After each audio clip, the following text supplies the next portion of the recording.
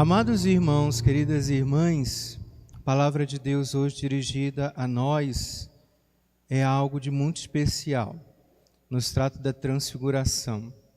O evangelho da transfiguração, assim como o evangelho da tentação, eles estão presentes em toda a quaresma.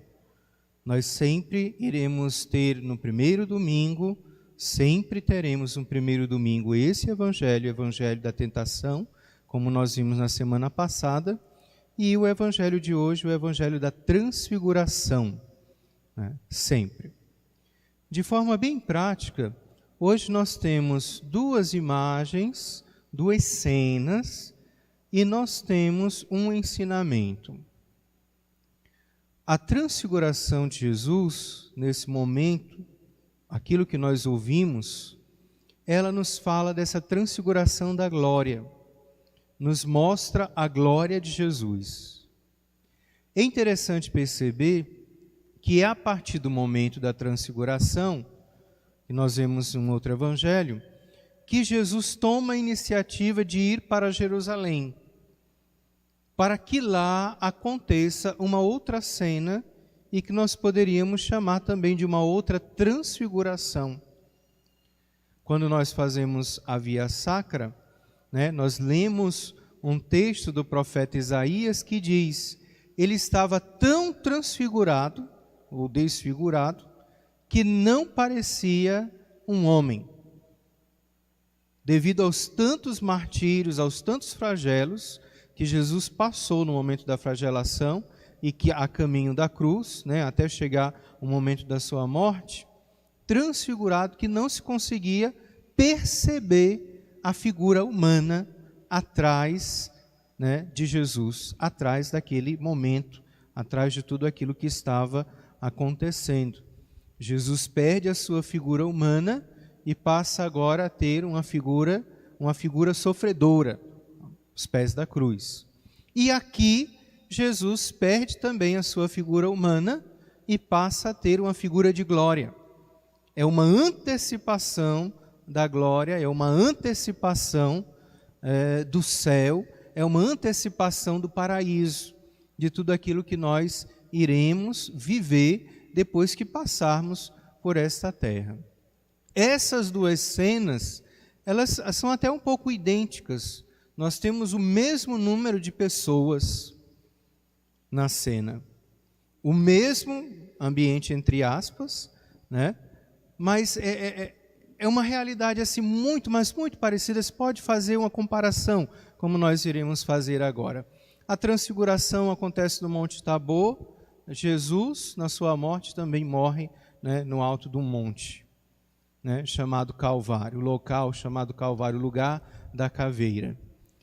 No centro da transfiguração está Jesus. No centro também está o Cristo crucificado. Do lado de Jesus na transfiguração, nós temos dois homens. Na morte também, dois homens.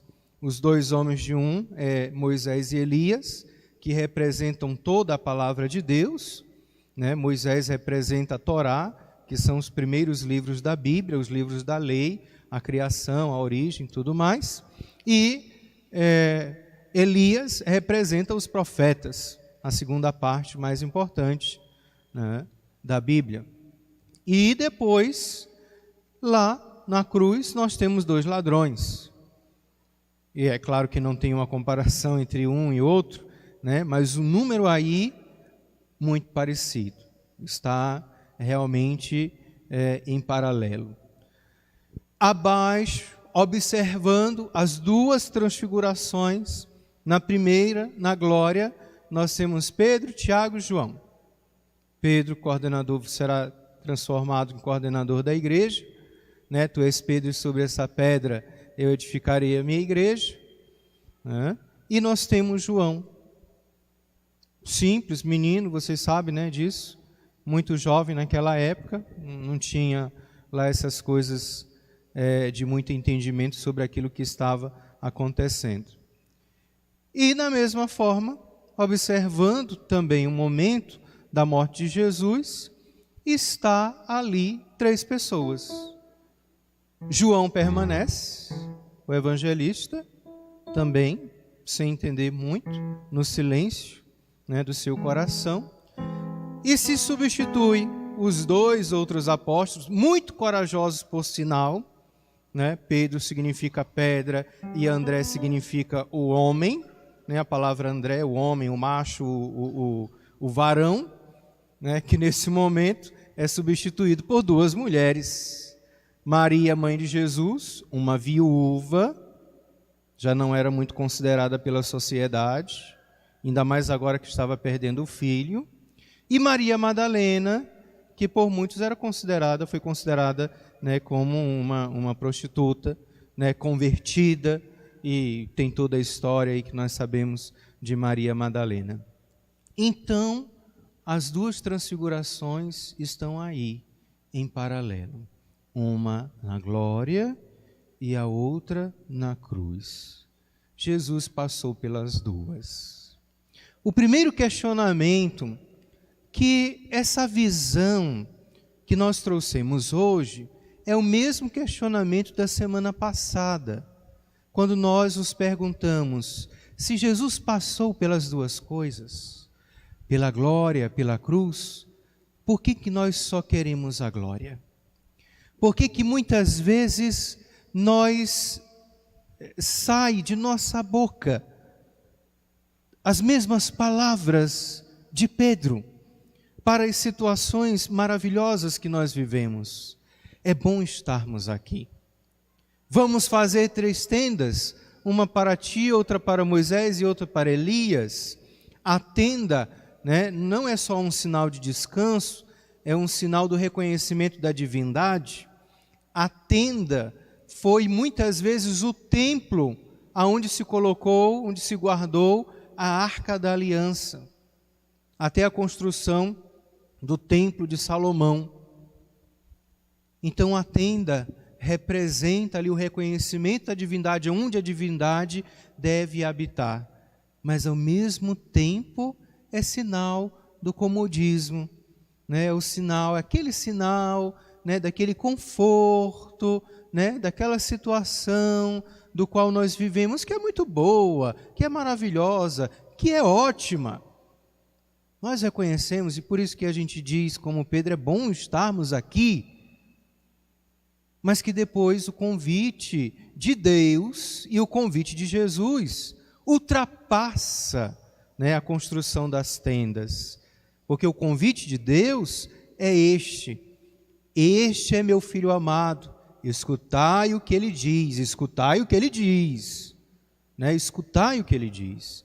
E o convite de Jesus vai mais além, não só para escutar aquilo que ele diz, mas também para descer de volta para a realidade, descer do monte e seguir a sua caminhada, uma caminhada que vai adiante da outra transfiguração, que é a cruz, e que depois dessa cruz tem aquilo que mais nós deveríamos almejar enquanto cristãos, a ressurreição, a glória de Deus. Que maravilha! 2 cenas. Nós temos agora um ensinamento. Se nós quisermos ouvir com perfeição a palavra de Deus, como nos pede o Senhor no Evangelho que nós acabamos de ouvir, se nós quisermos fazer esse processo de descida, essa viagem com Jesus rumo à cruz, para chegar à ressurreição, é necessário fazermos um sacrifício, um pequeno sacrifício. Não vejo que seja lá muita coisa, não. Vamos fazer uma comparação da nossa vida com a primeira leitura de hoje. Abraão, idoso, bem idoso, saiu de sua cidade, da sua comodidade, e foi para uma terra chamada Terra Prometida, terra que Deus lhe daria. Seguiu a voz de Deus. Deus também lhe fez uma outra promessa, um filho, uma mulher estéril. Olha a realidade. Uma mulher estéril, ele velho, né? Então aí a promessa de Deus, é claro que é a promessa do impossível. Um filho. Como? ter um filho. Obedece uma parte, vai para a terra, quando chega lá, nada desse filho vir. A mulher muito preocupada com a promessa de Deus, pensava ela que poderia fazer alguma coisa, diz, olha, comigo não vai dar certo porque eu sou estéril. Então tu pega aqui a minha escrava, né? Então você mantém relação com ela, tem um filho com ela e pronto, você vai ter um filho. E Deus diz, não foi isso que eu te disse, Abraão. Eu te disse que tu terias um filho com a tua esposa Sara. E aí então, depois desse filho com a escrava Agar, Deus concede um filho, como havia prometido. O mais interessante vem agora, que Abraão despreza um pouco o primeiro filho e vai amar de paixão este segundo filho. É uma coisa assim maravilhosa. E quando esse filho já está bem crescidinho, o que Deus lhe pede? Lhe pede tudo aquilo que ele havia prometido. Deus pede o filho de volta. E o que faz Abraão? Mesmo com a tristeza do seu coração, porque sabe que vai perder o filho que ele tanto desejou, o filho que ele prometeu, Deus prometeu, ele vai entregar o filho. Até aí tudo bem. Vamos fazer uma comparação com a nossa vida. Nós somos homens e mulheres e nós sabemos que todos nós temos nossos pecados, temos as nossas contradições, né? Temos os nossos defeitos.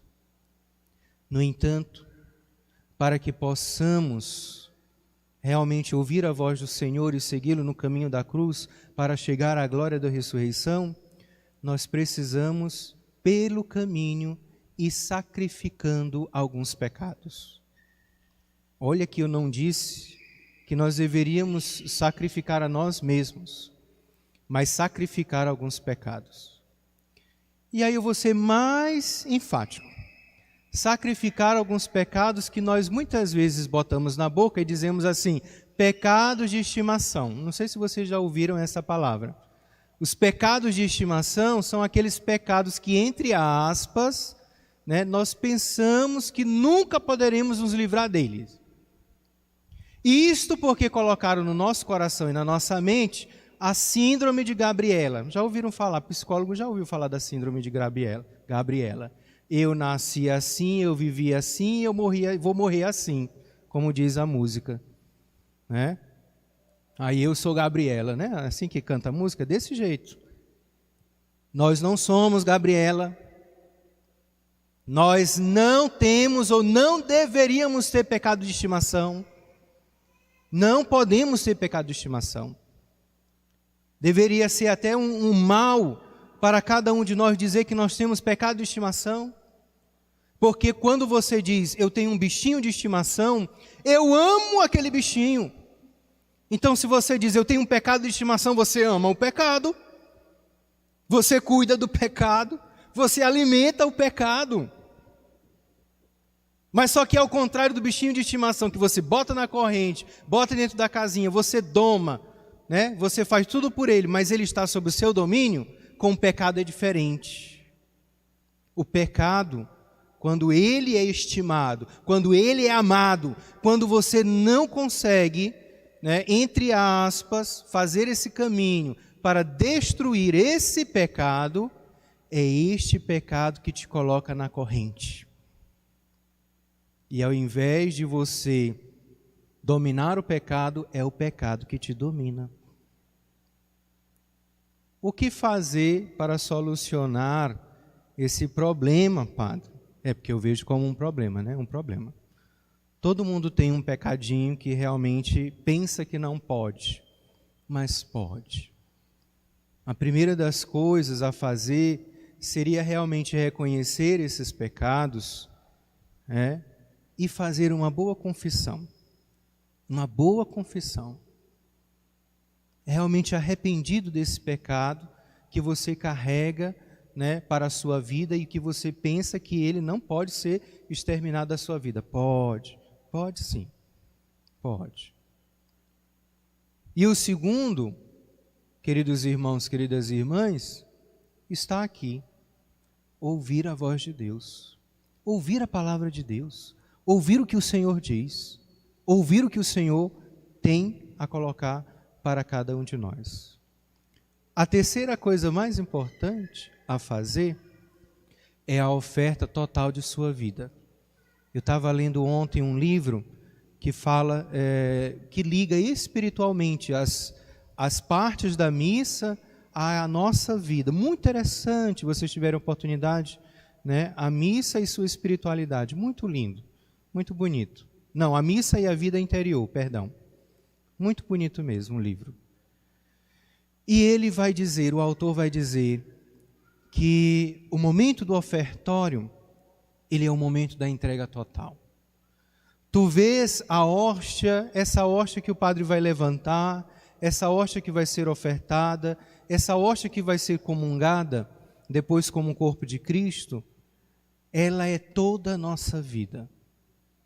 Então, no momento do ofertório, nós deveríamos colocar, no momento da apresentação das oferendas, agora é o momento, é a palavra liturgicamente correta, no momento da apresentação das oferendas, você deveria colocar todo o seu ser nesse momento.